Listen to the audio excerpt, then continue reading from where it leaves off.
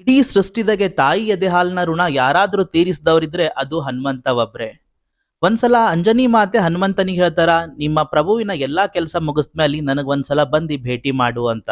ಎಲ್ಲಾ ಮುಗಿಸ್ಕೊಂಡು ಅಯೋಧ್ಯೆ ಕಡೆ ಹೋಗ್ತಾ ಇರ್ತಾರ. ಹೋಗ್ಬೇಕಾದ್ರ ಹನುಮಂತ ರಾಮನಿಗೆ ಹೇಳ್ತಾನ, ನಮ್ ತಾಯಿ ಈ ತರ ಹೇಳಿದ್ರು ಬಂದ್ ಭೇಟಿ ಮಾಡ್ಲಕ್ಕ ಅಂತ. ಅವಾಗ ರಾಮ ಹೇಳ್ತಾರ, ನಾನು ನಿಮ್ ತಾಯಿನ ಭೇಟಿ ಮಾಡ್ಬೇಕು, ನಡಿ ಹೋಗಮ್ಮಿ ಅಂತ.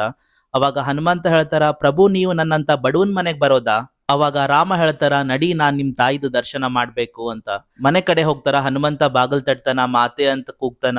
ಅವಾಗ ಅಂಜನಿ ಮಾತೆ ಒಳಗಿಂದ ಹೊರಗ್ ಬರ್ತಾರ, ಎಲ್ಲರಿಗೂ ಒಳಗ್ ಕರ್ಕೊಂಡ್ ಹೋಗ್ತಾರ. ಅವಾಗ ಅಂಜನಿ ಮಾತೆ ಹನುಮಂತನಿಗೆ ಒಂದ್ ಮಾತು ಹೇಳ್ತಾರ, ಎಲ್ಲಾ ಮಕ್ಕಳು ತಮ್ಮ ತಂದೆ ತಾಯಿ ವಯಸ್ಸಾದ್ಮೇಲೆ ತೀರ್ಥಯಾತ್ರೆ ಕರ್ಕೊಂಡ್ ಹೋಗ್ತಾರ ಪ್ರಭುವಿನ ದರ್ಶನ ಮಾಡ್ಲಕ್ಕ.